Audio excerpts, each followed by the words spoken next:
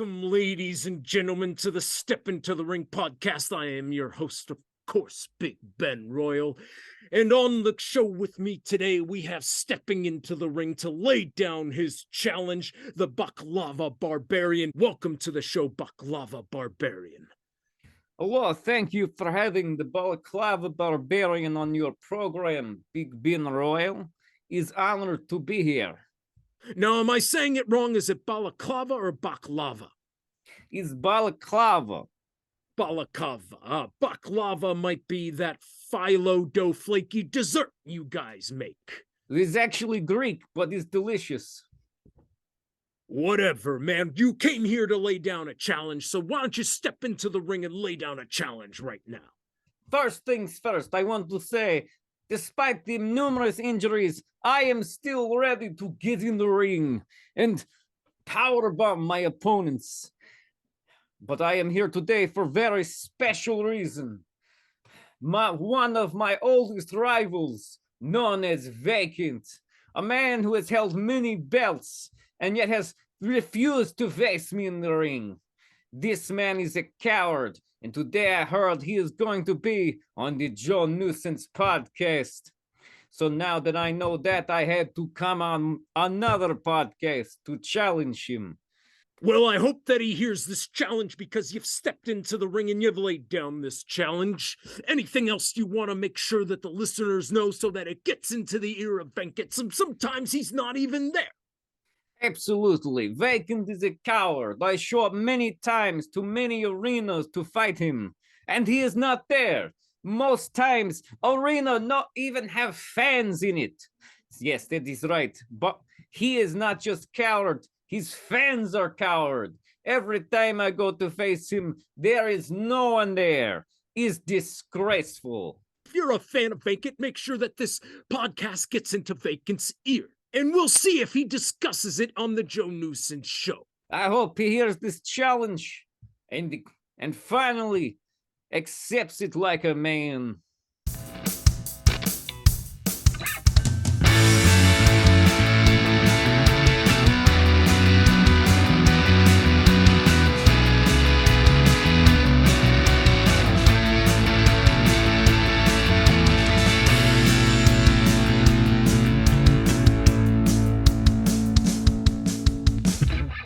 Hello, my freaky sneeches, and welcome back to Total Nuisance with Joe Newsense. I'm, of course, your host, Joe Newsense, here with my buddy, Timmy Decibel. How you doing today, Timmy? Doing very well, Joe. How are you? You know, I'm doing great. I, of course, came here for my morning workout. Good for you, man. Had myself a big old meat slushy. I'm living the life. I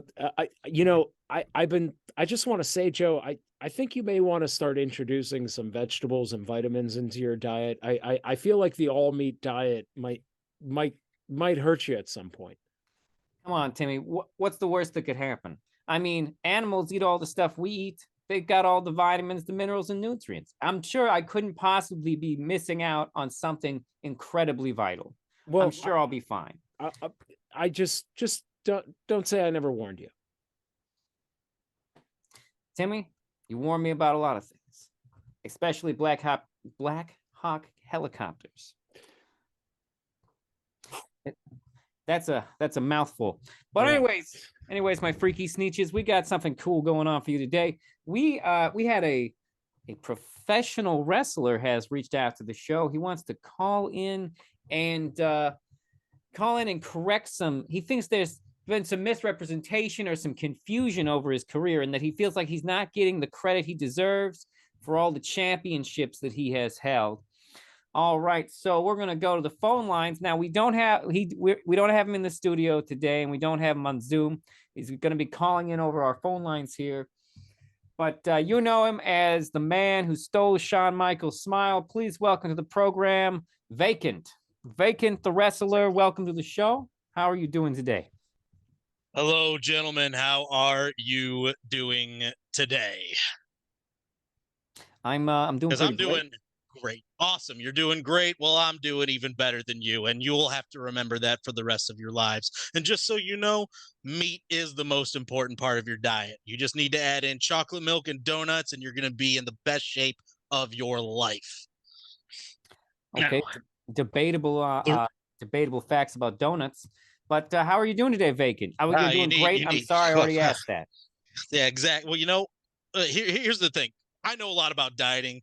I've been in the professional wrestling business for a long time, and to do it for as long as I have, you have to be in fantastic shape, and you need fat to process your vitamins, and that's where you get the donuts from.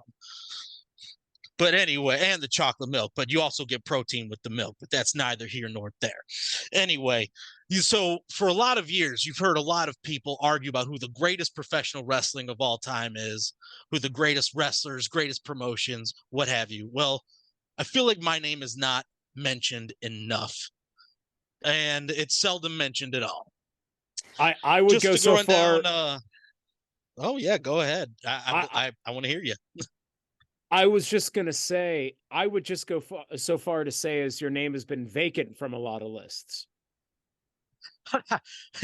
Funny you should say that, because some of those lists, they've tried to change my name a little bit, and they've added vacated as if I was never there in the first place. Well, regardless, I want to I'm not going to list my entire plethora of accomplishments and championships to you, but some things that I can name off to you.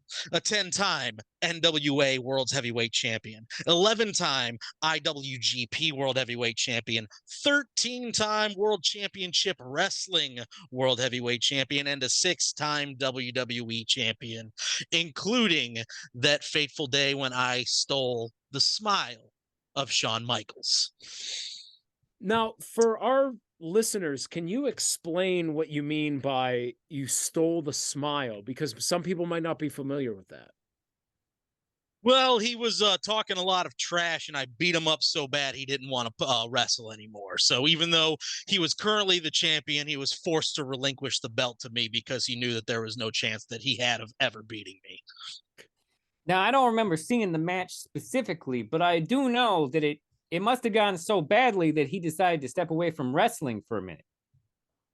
Yeah, he did. He stepped away for a little while, came back, realized he still wasn't worth his salt, and then he ended up breaking his back and missing even more time.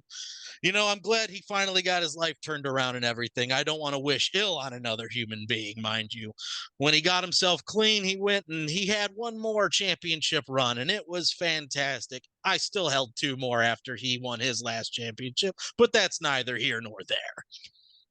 So it sounds like you've wrestled against some pretty big names. Who would you say your favorite person to wrestle against was? Oh man, there's such a big list of people that I've had to compete with over the years. I would say my favorite person to work with, just because he was so easy, would probably have been John Cena. Easy in that while he is strong, he moves around kind of like a drunk gorilla, and he's not really coordinated at all, and it's pretty easy to get him spun around real quick. That was a fun championship match. In fact, when he tore his pectoral muscle, I knew for sure that I had won the belt. That was so he tore his pectoral muscle before you became the owner of the belt in that situation? Oh, he tore his pectoral muscle, so I became the owner of the championship because he could no longer defend against me. It is pretty hard to defend yourself with a ripped pectoral muscle. I've had to do that myself many times. I remember, Joe, I had to feed you a couple of times because you couldn't lift up your arms to. Yeah, people don't realize how much lifting you do with your pecs. Yeah, it's you arguably lift up most things with your pec muscles. Yeah. And a little did you know, the next big muscle in your body is actually your back. And a lot of people don't know this, but your back is actually most of your body. I hadn't thought about it before. But yeah, I mean, that kind of makes sense. I mean, your back is pretty big. Yeah, unless it's got to hold up the entire front. Unless you're one of those weirdos who has extra long legs and a short torso. Yeah, but we try not to talk about those people. They're very fine, they're kind, but when you have those long legs and that short torso, you become way too what I like to refer to as boppable. And you can't just not bop somebody when you see them with that, because they just look like they're ready to pop out of a whack-a-mole. Okay. All So right. you do that often. You walk around and just sort of hit people on top of the head just because it looks inviting. Well, you always have to be ready to defend your honor and defend your belt. So, it's more a case of I'm always ready to bop somebody if I have to. Sometimes they just kind of fall in my way. Now, not to distract from the possible violence here against long-legged people, but I do want to ask a more personal note. So, I mean, I've heard that wrestlers actually don't have the best compensation in the world, and there's a rumor going around that you've actually have had some housing problems. In fact, is it true that right now your housing situation would be called vacant? Well, you could say that would be one word for it. Another word might be, I don't know how often you are at the gym, Joe, or I yourself, try to go Timmy, every day. but I try to go every day. yeah, well, one of my favorite workouts is also what I like to call my living situation, and that's squatting. So, and that's what I'm currently doing while I'm waiting for that next call for that next big paycheck for a promotion. When I was living in Sacramento, I squatted for a while, and it actually isn't as bad as people think it is. But now Timmy's got a van, so his life's yeah, it's not too bad. Around. Oh, that's great. I would love to be able to upgrade to a van. But you also kind of have to have a license for that. And, I got so used to the limousine riding that I forgot how to drive. So, I just don't have the time right now to relearn how to do that. I got to be at the ready for when I get that next call. You could get a golf cart. Yeah, but, you can't really live in a golf cart. You're still in the elements. You're still wrapped around with wind and rain. No walls on a golf cart. Yeah. No walls on a golf cart or heating. No. Now, is it also true that you have a lot of trouble using like porta-johns at concerts because people just keep walking in at you? It's really funny because people think I am a porta-john half the time because they see the face and they're like, "Oh, that looks like it's open and ready." And it's led to a couple of really awkward, a couple of really fun, and a couple of not so fun situations. So it's been a whole spectrum of different things going on with me. Geez, it's funny because I found that the most time I've spent squatting myself, weirdly enough, was at a Chipotle. And then I've also found that a lot of people like to squat around me, usually at concert venues. Man, whew, let me tell you, the electric carnival was crazy last year. I would imagine with a name like Electric Carnival. Yeah, but so you do a lot of squatting at Chipotle. I'm a big fan of Chipotle. It's the only place you can. It's one of the few places you can go and get a bowl that's just meat, and people won't look at you weird. What's strange is they won't look at you weird, but I've found through my time squatting there that you can hear a lot from the Chipotle bathrooms of what's going on in that kitchen, and the employees will talk a lot of trash about you if you just get meat. Apparently, they think that you're never going to poop again because you're not getting anything in your system except protein, and it's all going to get stuck, and it's going to congeal and harden in your system, as if they have medical degrees. You know what? It's a major misconception about the carnivore diet. Let me tell you right now. Actually, fun fact, the more common side effect of the carnivore diet is unpredictable bathroom breaks, where you're doing your time, and next thing you know, you better be using the bathroom now. Yeah, and there are some other terms I've heard for it, like Crohn's disease and irritable bowel syndrome. Let me tell you guys, those are just buzzwords. You're just a little irregular. There's nothing wrong with that. You go out there and you eat that meat. just to be clear here, you are just to be clear here, you're saying you don't believe in irritable bowel syndrome or Crohn's disease? No, there's no way those things could be real. You mean to tell me there's an issue out there where your doctor's best advice is don't trust a fart? Come on, guys. Well, I personally, since I started the old carnivore diet, I cannot actually trust any passing of wind. Well, I mean, that sounds like you're just eating the wrong kinds of meat. That sounds like the store-bought. If you're really on the carnivore diet, you have to go out and get it yourself. Excuse me. I will have you know, sir, that I do nothing but go out and hunt my own meat, okay? Or work through very reputable farms that allow me to go on their farm and hunt my own meat, okay? But let me tell you right now, I am not going to some store and getting myself some of that, processed meat products. I'll tell you right now. That's not the way. You also have a farm that allows you to come onto their property and hunt for your own meat? Well, I am rich, so it's actually not that hard to find local farmers who are willing to let you do that when you're rich. Oh, wow. You mean they'll actually let you? You don't have to go out there in the middle of the night and just like find a cow that looks a little less healthy than the other ones and make way with it? Oh no, I pay top dollar to, shoot a healthy looking animal. See, that's the problem. You can't get the healthy ones. It's the sickly ones you want. The sickly ones are the ones that provide the healthiest meat. I feel like with that argument, I could just, go buy bologna. You could just go buy bologna, but then do you really know what they're doing with it? Well, I assume they're factory farming sick cows. Oh, you're assuming, but you don't know. Well, I mean, that is the worst case scenario. Well, let me tell you, what they're doing is they're taking everything from the cow and then everything else from the farm, and they're mixing that up in that bologna. Wait a minute. Are you telling me that you don't eat the whole animal? Oh, no, I believe in eating the whole animal. It's that there's more than the animal in those store-bought stuff.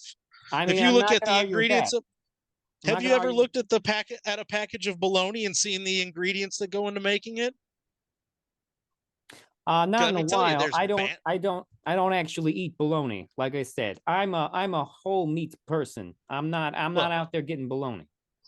Oh, well, let me enlighten you then. Sulfuric acid. Already sounds bad. I'm sorry, what was the last one?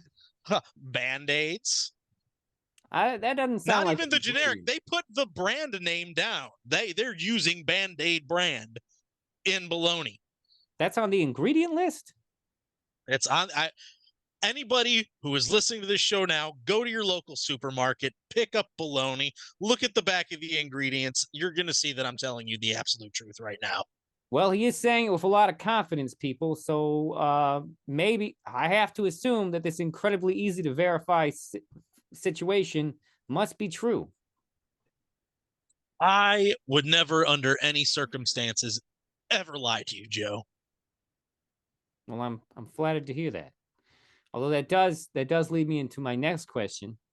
And a lot of people say, Joe, you don't push back enough. Joe, you ask softball questions. Joe, what are you afraid? What are you afraid is going to happen if you give people the hard questions? And so I want you to know that this question is not meant to be personal.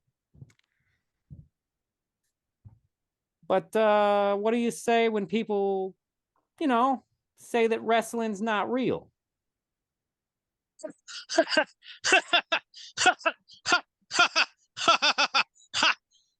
I hope that answers your question. You do a staged laugh? I can't help but laugh maniacally anytime somebody says it. I've had a few occasions where somebody's asked me to chop them to prove that wrestling's real, and then they're in the hospital, and then suddenly I'm filling out waivers, and I have to make sure that they're not going to sue me.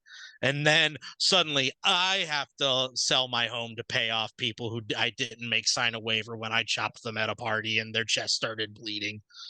And now I got to squat in a corner down on the east side of Cleveland because I can't move anywhere else. Oh, well, that sounds incredibly tragic. But like it's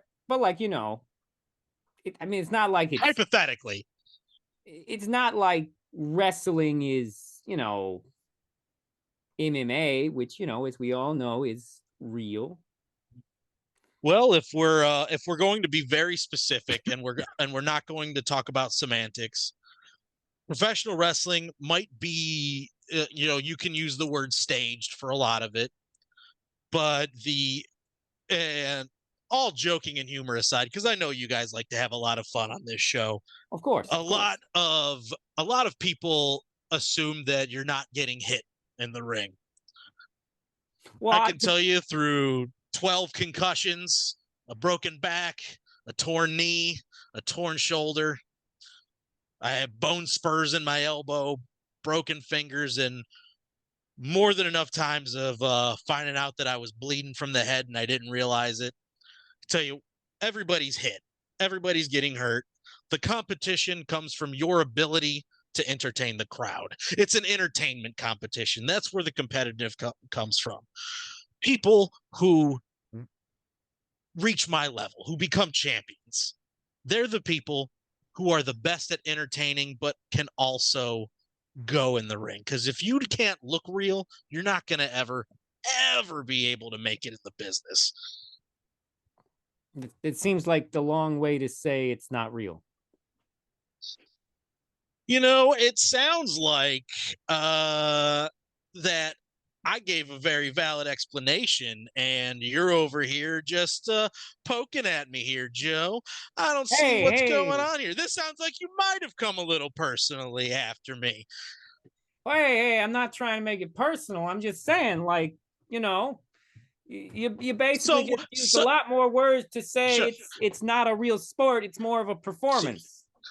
So now you're going to tell me that, oh, Vacant, you were just a transitional champion. You were just there to hold the belt after somebody was injured or after somebody had to leave the company because they got fired or because they had to enter rehab or just because they had passed away.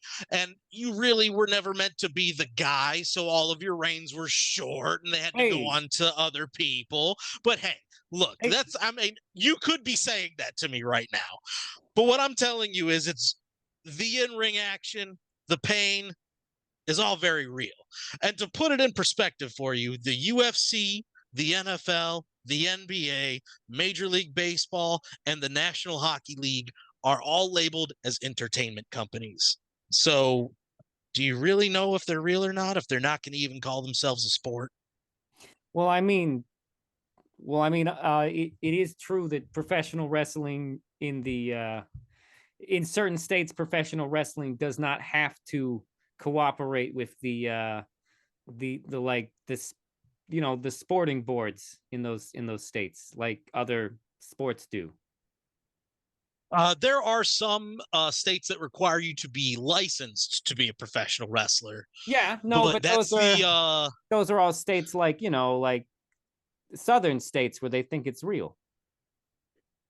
Like Kentucky, where they know it's real. Kentucky's actually not a southern state. You say that, but if you ever go there, it's really a southern state. Well, I'm just saying historically it's part of the Midwest, and it was part of the Union in the Civil War. Yeah, and so was West Virginia, but that still doesn't see it for seeing a bunch of Confederate flags around, even though they weren't part. They are specifically a state because they didn't want to be a part of the Confederacy. Well, I mean, by that sentiment, we would say that Pennsylvania is part of the South. If you've been in any part of Pennsylvania that the city doesn't start with the letter P, you would be correct. You know what? You know what? I got to give you that one. I have been. So yeah, touche to you on that one. But to be clear, Vacant, I wasn't trying to infringe on your personal legitimacy. I was just asking the question that all non-wrestlers are gonna want me to ask you. I wasn't trying to say you personally are a fake or that you didn't deserve those titles. I was just saying, that it's like it's like sweaty theater, like really sweaty man on man theater. You know what? I'll play ball with the air a little bit, Joe. I would say it's less theater and more a combination of athleticism and jackass. Like the TV program? Like the TV program and movie series, yes. Okay, that's an interesting distinction to make. So Vacant, well, first of all, I wanna thank you for being on the program. Is there anything else that you feel the American people need to know? I really, really, really need a job.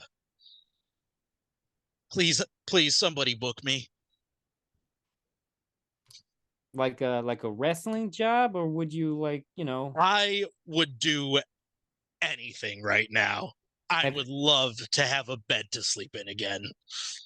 Have you tried applying maybe at the Chipotle? Yeah, I'm not allowed in there anymore, so that might be an issue. They caught me after hours squatting in the bathrooms, and they apparently that's considered criminal trespassing, and I need to never be within 500 feet of a Chipotle again. And it's not a good idea for me to go into restaurants anymore because now I have a reputation after getting caught sleeping in the bathrooms of Chipotle, McDonald's, Taco Bell, Burger King, and Applebee's. But, at the end of the day, I just wanted my legacy to be known to other people in this world. The great Vacant, a man who has held championships in every single company that has ever existed. And you've held many of those championships multiple times from your record. I have, and I have other athletic accomplishments too. I was briefly a Heisman Trophy winner, in NCAA football. I briefly held that championship until eventually it was given back to Reggie Bush. And, I felt that was a little bit of a snub on me, but. How often do your championships end up reverting back to the person who had it right before you? Fairly often, or it goes to somebody else after, if I'm not able to be there, or the company just doesn't have any work for me, or doesn't have anybody that else that they could put it on, so they give it to me to hold it until the next person can. Would it be accurate to say that you have won your titles many times, but never successfully defended them? It's not about defending that makes you a great champion. It's the path you get to becoming champion. And if that path is there because a wrestler tore his pectoral muscle or is on trial for steroids, I won't name any Hulk Hogan names, but that's neither here nor there. And sometimes you're simply given the championship because a man won it and then tried to sell it to another person. These things happen. Okay, well, I'm sure you're going to be holding some championships here in the near future, and hopefully a job, so that your name and your at the end of the day. Yep, that's exactly it. I appreciate you, Joe. All right, well, thank you for calling in, Vacant. I hope one day that your name and your bank account are no longer the same. All right, well, thank you for listening. We're going to go to a commercial break here in a minute. In the meantime, stay freaky, my sneeches. Hey, everyone. You've all heard of services that deliver freshly made, balanced meals to your home all the time. Stuff like HelloFresh. Well, guess what? Now it's time for people who aren't looking for well-balanced. That's right. We're talking about Hello Meat. Any type of meat that you want, Hello Meat is going to be delivering it directly to your house. We've got all kinds of meat for you, including this delicious Wagyu beef. Check out the ridiculous marbling on that sucker. It almost looks like a countertop itself, but with the marbling. Can you see that marbling? That's crazy, y'all. We're not just offering you Wagyu beef, which, by the way, I'm told is the top tier of beef. You can get any type of animal meat you want. We've got your elk, your rabbit, your duck, your goose, your reindeer. You name it, someone's killed it, slaughtered it, and prepared it just for you. It's all meat all the time. Supposedly, high-tier members might even be able to get some prehistorically frozen woolly mammoth meat. So stop wasting time and get yourself a subscription to Hello Meat. Use this code for 50% off, Joe's colon. And to be clear, that is the word colon, not the symbol colon. Hello Meat, just the meat. Last week on the Step Into the Ring podcast, we had the Balaclava Barbarian step into the ring and lay down a challenge for Vacant, and now we brought back this week the Balaclava Barbarian. What have you got to say now? I listened to entire Joe Newsense podcast, and he not say my name even once.